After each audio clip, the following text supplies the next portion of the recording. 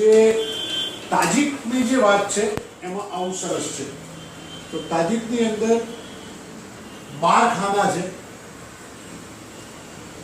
એ 12 ખાનામાં આ જે સ્થાન છે એ પહેલું સ્થાન છે, આ બીજું છે, આ ત્રીજું છે, આ ચોથું છે, પાંચમું છે, છઠ્ઠું છે, સાતમું, આઠમું. આ જે નંબર નાખ્યા છે એ સ્થાન છે, તમે સમજી લો. તો એણે જે સ્થાન કયા છે એ સ્થાનોની અંદર શું શું ફર જોવાય. તો આની પદ્ધતિમાં આવું છે, લખો પહેલા સ્થાનમાં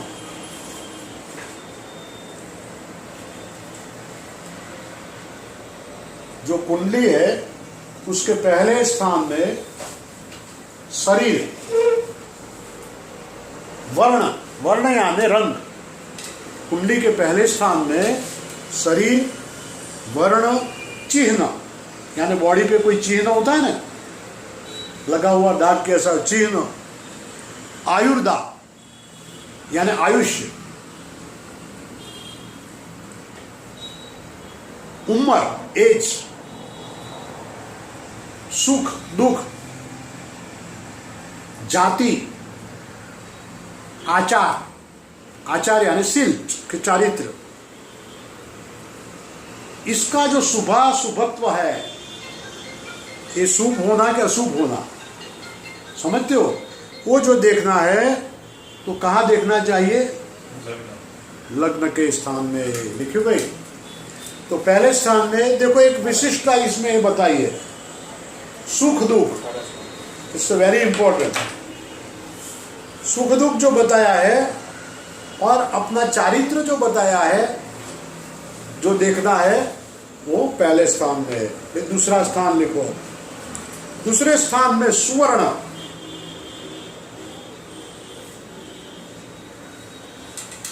चांदी, रत्न. मतलब क्या है कि जो कीमती जवेरात है ना वो इसमें आ जाता है. धातु यानी मेटल. तो मेटल में क्या आएगा? कांसा आएगा, पीतल आएगा, तांबा आएगा, वो सब. सखा, सखा यानी मित्र. एक इसमें विशिष्टता है, सखा यानी मित्र. और मित्र का धन, देखो मित्र का धन.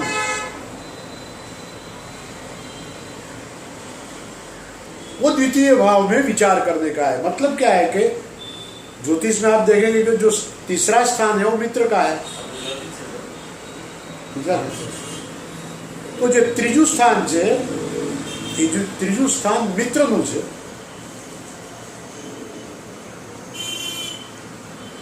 તો અહીં એમ બતાવવામાં આવ્યું છે ભાઈ કે મિત્રથી પારમું થયું તો મિત્રના ધનનો વ્યય એ બીજા સ્થાનમાં આવે. મિત્રના ધનનો વ્યય, મિત્રની એટલે મિત્રના અનુસંધાન. તો બીજા સ્થાનમાં આવ્યું શું? તો બીજા સ્થાનમાં સંપત્તિ આવી. Right down. બીજા સ્થાનમાં સંપત્તિ આવી. સંપત્તિ કેમ આવી?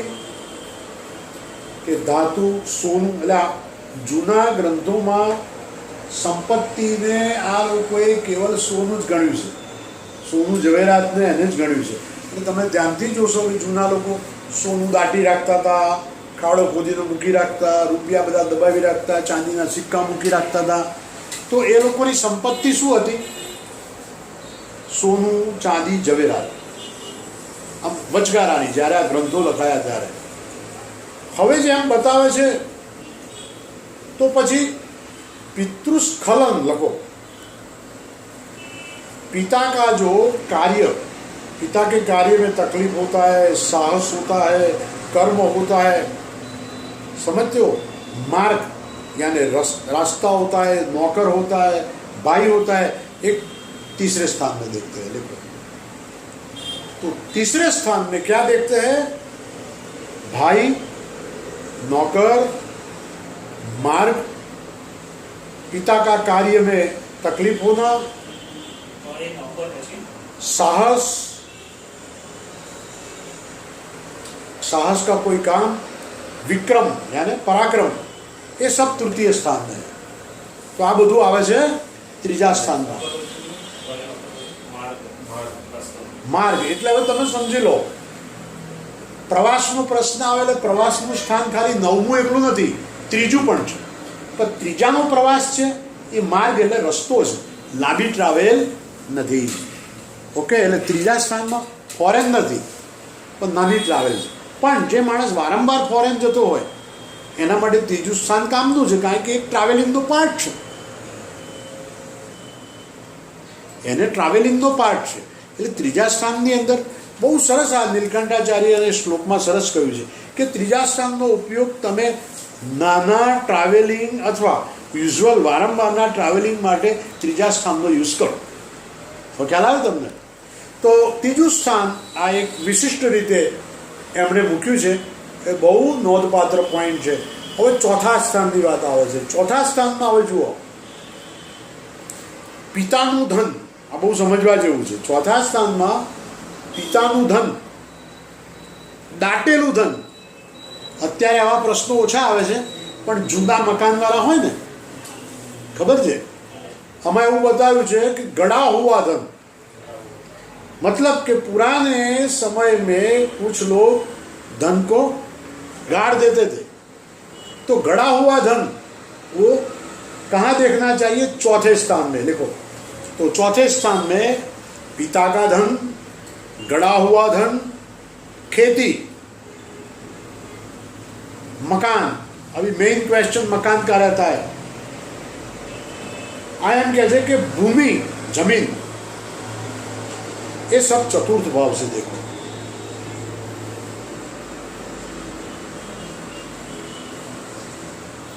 तो इसने क्या बताया है? इसमें मदर वो सब नहीं बताया है, समझो।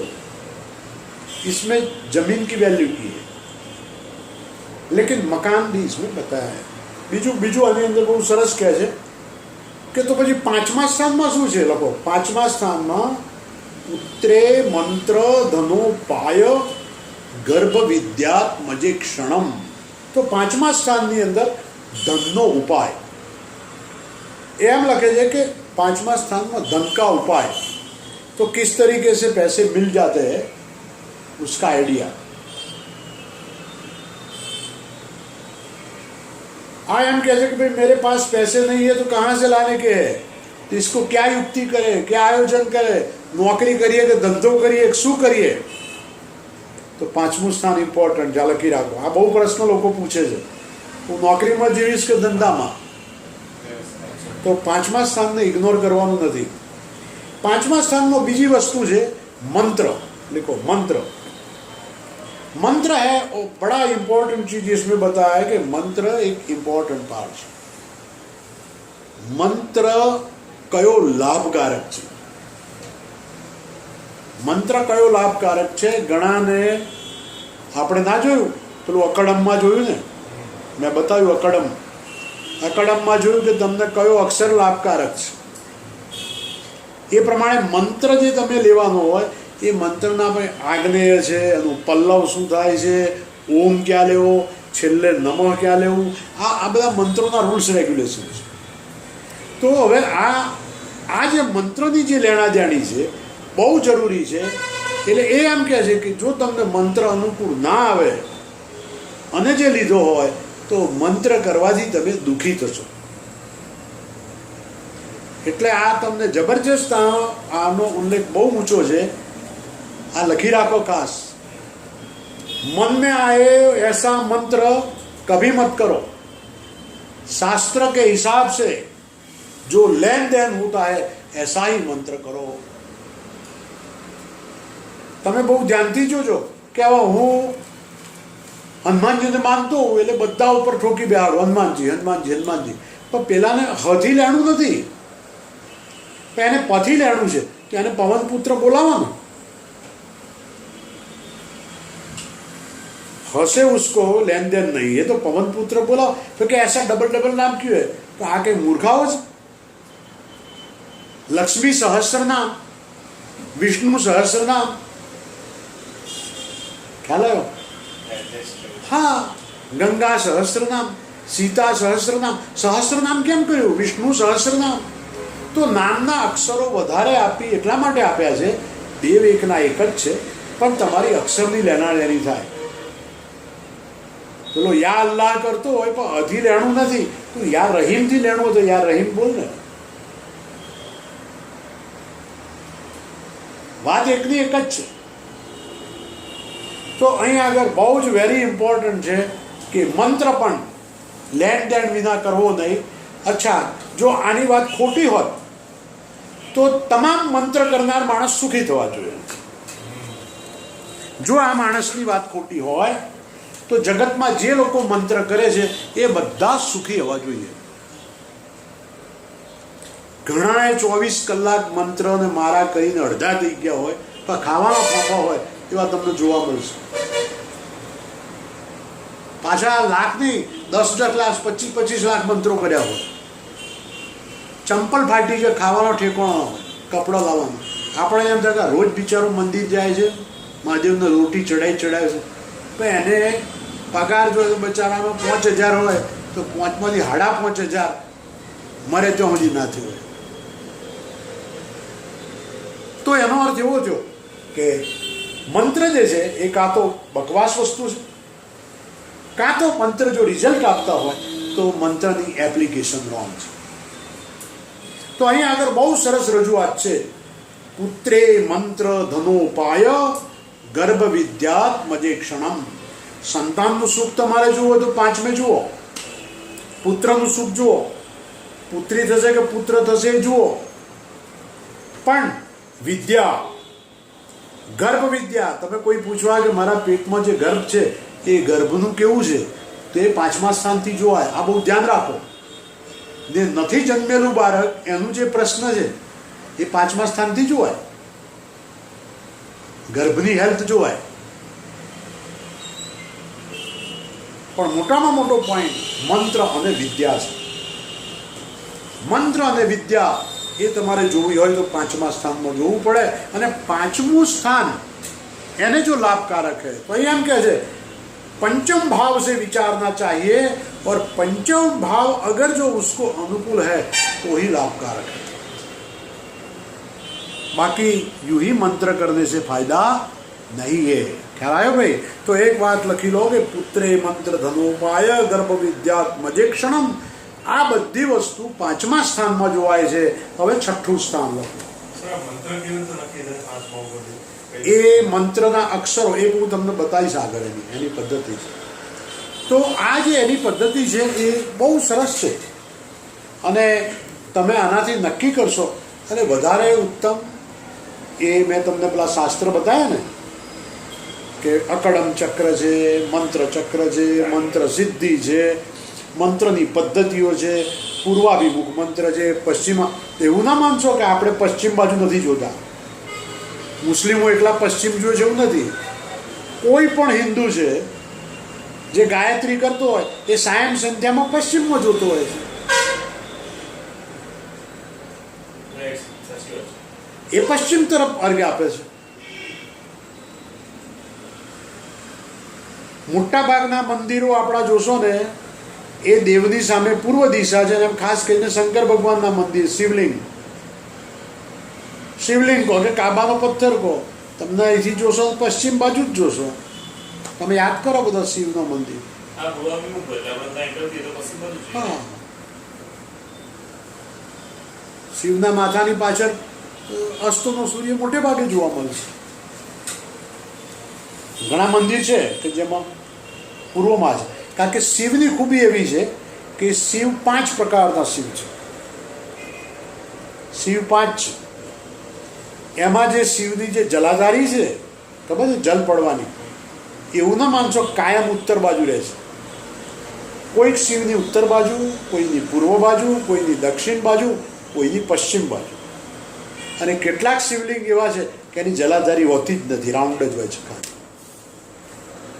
એની રાઉન્ડ જ હોય છે. એ અઘોરાદી 5 પ્રકારના શિવ છે. 5 શિવ છે એવું તમને આવે બતાવીશ. કારણ કે મંત્રો તંત્રો આ બધી વાત આવે એટલે તરત શિવ આવે. આપણે પહેલી જ વાર હા જલાધારી નોર્થ ઈસ્ટ યસ બધે હોય છે એ તો હોય છે હોય છે તમે જોઈ હશે આ નથી કરતો જલાધારી વગર નથી હા જલાધારી ગોળ જ રાઉન્ડ હોય તો આ જે છે બહુ બહુ સરસ મુદ્દાનો પોઈન્ટ હું તમને છે ને આની અંદર જો હોય ને તો હું બતાવું જ છું